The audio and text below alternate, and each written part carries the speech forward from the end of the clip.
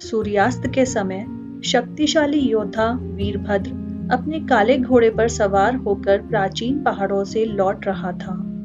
अचानक उसने एक वीरान जंगल से किसी के रोने की आवाज सुनी। कोई इंसानी आवाज नहीं, बल्कि एक आत्मा का विलाप। वीरभद्र ने तलवार निकाली और घने पेड़ों के बीच पहुंचा।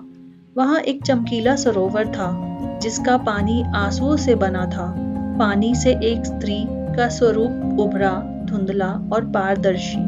वह बोली, मैं जल देवी हूँ, इस आंसू सरोवर की रक्षक। उसने कहा, यहाँ उन लोगों के आंसू हैं जिन्हें प्रेम में कभी न्याय नहीं मिला।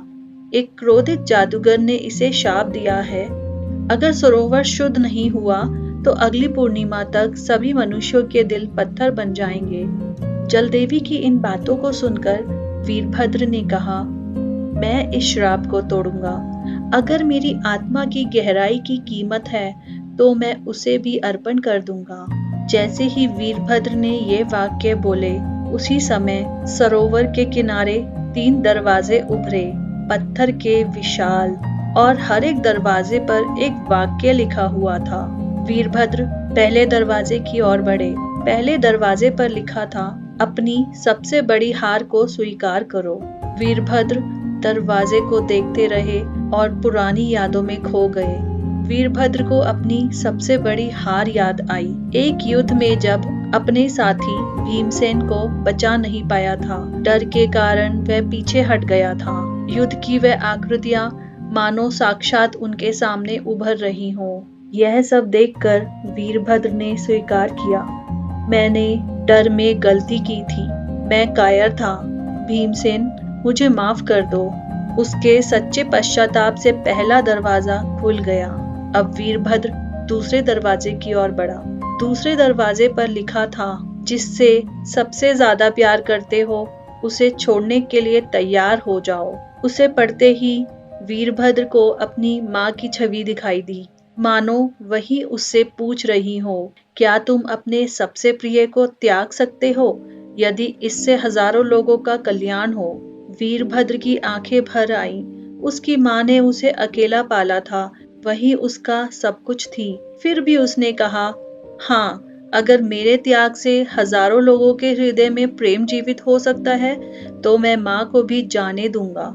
यह सुनते ही दूसरा दरवाजा भी खुल गया।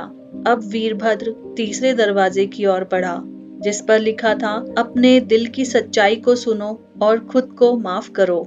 वीरभद्र चारों ओर अंधकार में डूब गया।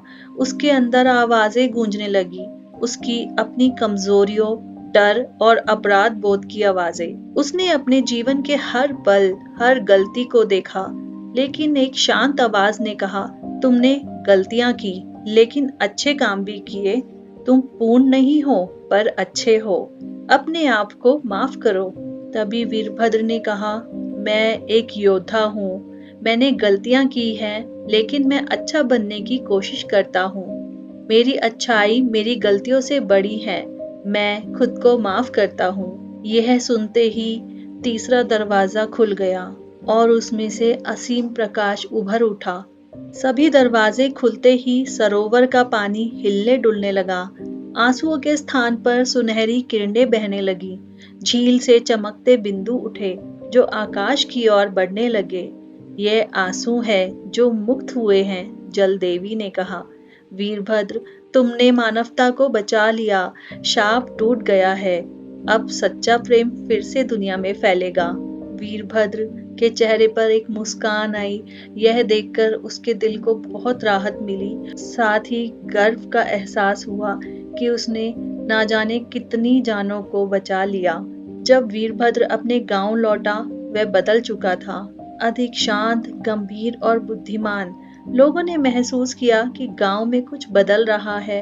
पहले दुश्मन अब दोस्त बन रहे थे, टूटे परिवार एक हो रहे थे।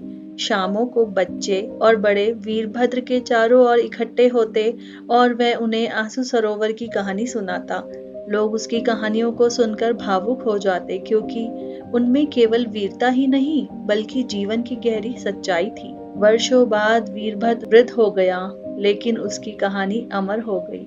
हर पीढ़ी को सिखाया जाता कि सच्चा वीर वह नहीं जो सबसे अधिक शत्रुओं को हराता है, बल्कि वह है जो अपनी कमजोरियों का सामना करता है, त्याग करना जानता है और अपने आप को माफ कर सकता है।